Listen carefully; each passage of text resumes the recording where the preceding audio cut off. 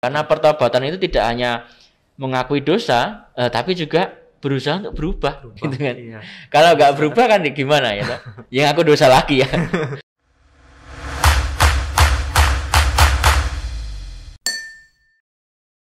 Halo Sobat Katolik, selamat datang dalam podcast Minggu Prapaskah yang kedua bersama dengan saya Henry. Pada Minggu Prapaskah yang pertama, kita telah bersama-sama berdiskusi dan berefleksi bersama dengan Eci dan Romo terkait dengan masa puasa dan pantang selama masa Prapaskah. Nah, pada minggu kedua ini kita akan kembali bersama berefleksi untuk membahas tema pertobatan selama masa Prapaskah ini. Saat ini saya sudah bersama dengan salah seorang frater dari Serikat Jesuit. Mungkin frater dapat memperkenalkan diri terlebih dahulu kepada sobat-sobat Katolik yang ada di rumah. Baik, Henry dan juga sobat Katolik semuanya, perkenalkan, nama saya Deo. Saya seorang frater Jesuit yang sekarang belajar teologi di Sanata Dharma juga. Oh, di Sanata Dharma. Dan saya tinggal di Kolese Santo Ignatius Loyola, ya.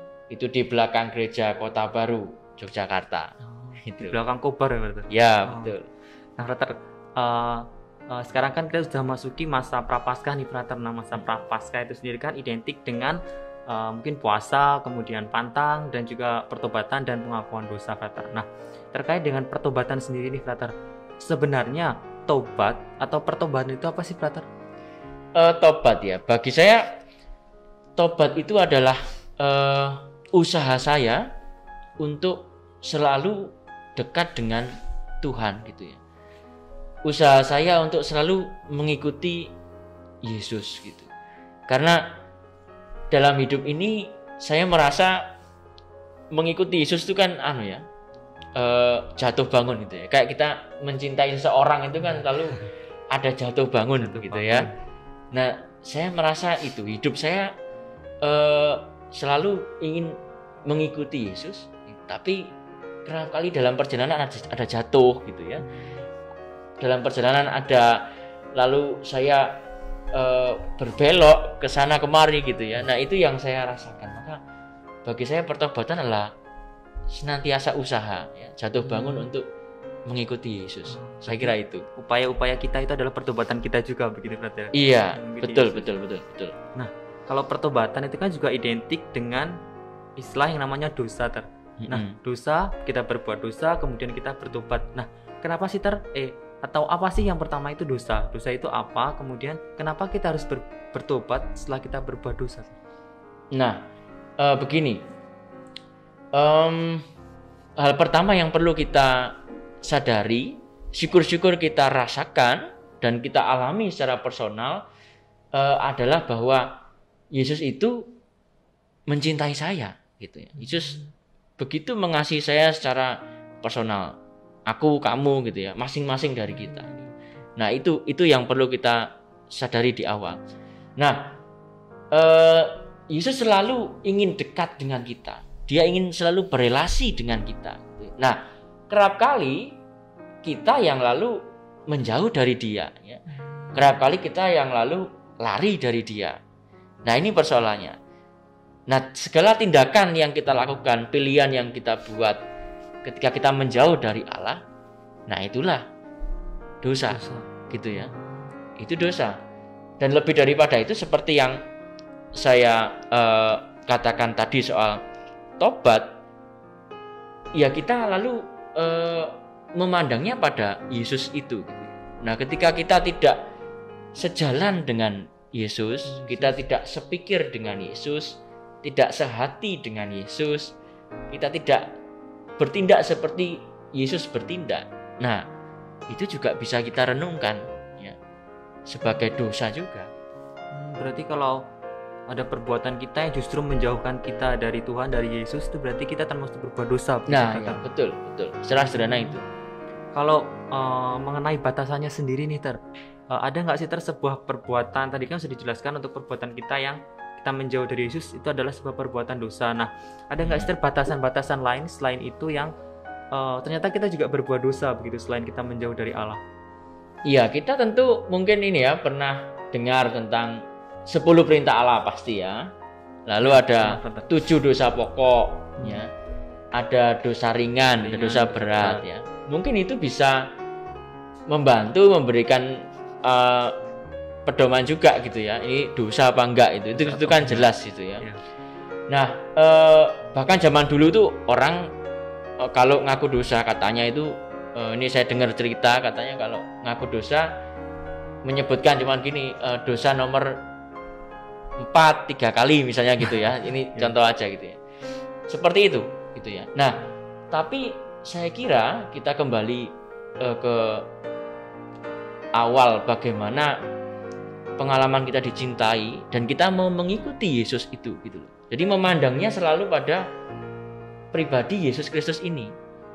Kalau dia misalnya mengampuni orang yang berdosa atau mengampuni orang yang melukai dia, nah kita berkaca apakah kita selama ini juga mampu mengampuni orang yang menyakiti kita gitu misalnya.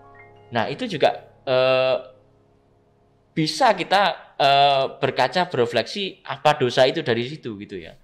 Jadi ini ada aspek personal juga, saya Tuhan dan sesama. Berarti begitu bisa juga melalui sesama begitu, Brother. Iya, jadi dosa itu kadang-kala tidak hanya soal saya dan Tuhan, tapi juga ini sosial juga itu, sesama juga, gereja juga gitu. Kita melukai gereja juga, nggak hanya melukai Tuhan, melukai sesama gitu. Wah, nanti kalau terkait dengan pertobatan kembali ini, pengalaman pribadi saya ketika saya mengaku dosa, mungkin begitu ketika masa Prapaskah, kemudian masa Advent. Nah, saya itu selalu mengungkapkan suatu dosa itu yang sama, istilahnya mungkin seperti monoton begitu, Brother. Jadi ketika untuk pertama kali saya mengaku dosa, saya menyebutkan dosa saya A, B, C begitu mungkin istilahnya. Kemudian ketika kedua kali juga sama A, B, C. Nah, pola-pola seperti ini terdosa-dosa yang muncul secara berkelanjutan atau yang sama begini. Apakah ketika saya mohon pengampunan, ketika saya bertobat, apakah akan tetap diampuni? Oke. Pertama gini, dosa yang sama ya. Mungkin kita bisa belajar dari Ignatius Loyola ya, dia menulis latihan rohani, di dalamnya ada pembedaan roh ya. Lalu dia menulis tentang ciri-ciri roh jahat. Nah, ya.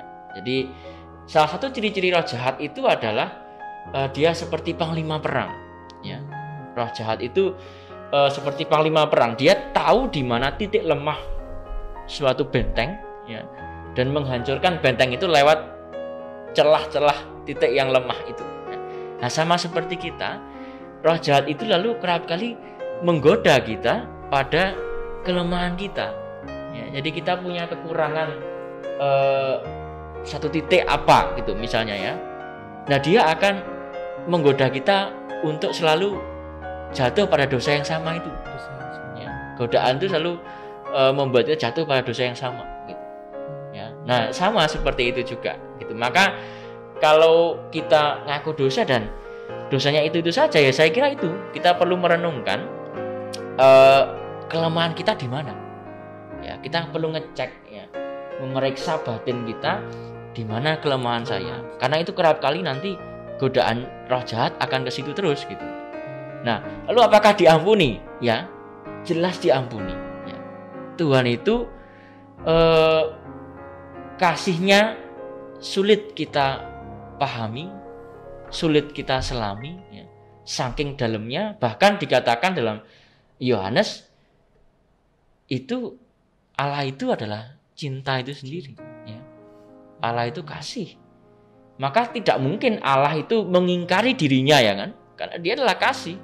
Ya, dia pasti mengampuni gitu. Dia pasti mencintai kita. Itu. Berarti cukup manusiawi kalau kita melakukan dosa-dosa yang sama gitu ya, karena mungkin itu menjadi sasaran yang empuk begitu bagi roh jahat untuk memang memaksa kita untuk berbuat dosa begitu ya, Brother. Iya, bisa dipahami tapi tidak mentolerir ya. Iya. Artinya tidak mentolerir lalu nggak apa-apa lah jatuh enggak ya, tapi justru kita belajar, harus tahu di mana kelemahan kita tadi ya, lalu berusaha memperbaiki di titik itu supaya kita lebih baik lagi mengikuti Yesus gitu.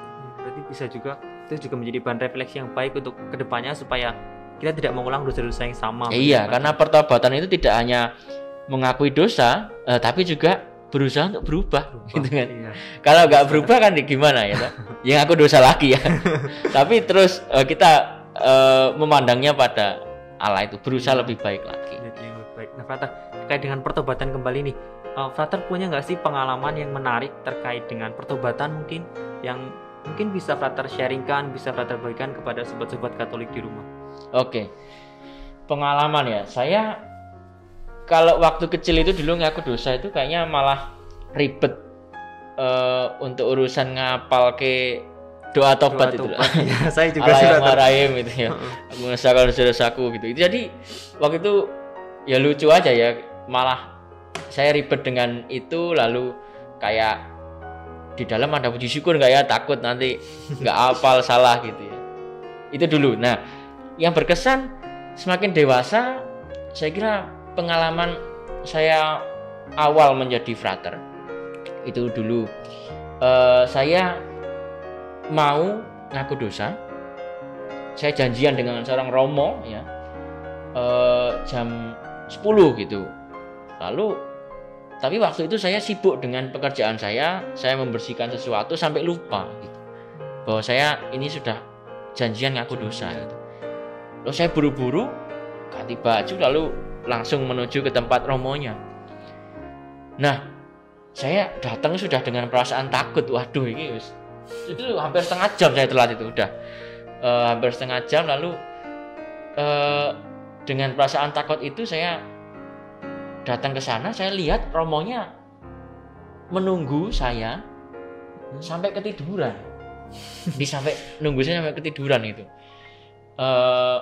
Wah, saya semakin gak enak lagi, perasaan saya semakin gak enak lagi. Wah, ini nanti gimana gitu ya. Sudah macam-macam pikirannya.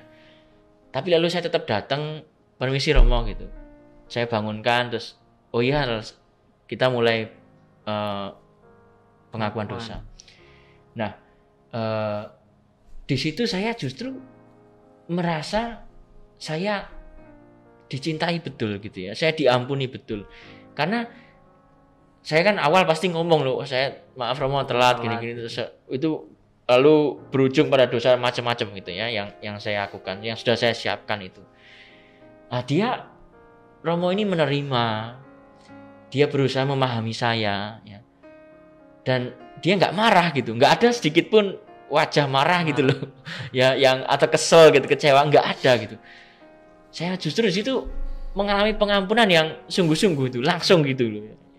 Itu saya kira rahmat gitu. Jadi Allah mengampuni saya lewat sosok romo ini.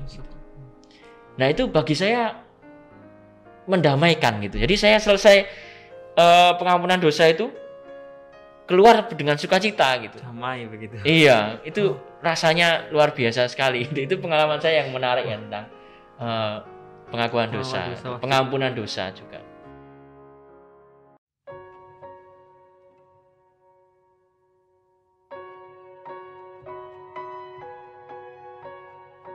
Apakah memungkinkan untuk kita melakukan pengakuan dosa secara online, mungkin seperti misa online yang sering kita lakukan gitu. Apakah mungkin? Iya.